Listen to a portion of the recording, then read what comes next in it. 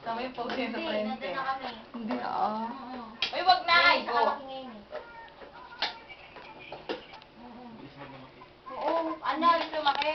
Pero yung height niya, 50 cm siya nung lumabas. Tapos ngayon, 52 pa lang siya. Video. 2 inch lang, dalawa lang nadagdag. Papakita ko kay Pangit. Yung paa niya, Wait lang. nakaganon, tapos yung kamay lang niya binab... Luluto po siya ng chopat. Ay, pansit pala. Mukha kasing chopat eh. Mabigat na nga. Pancit pala, pancit.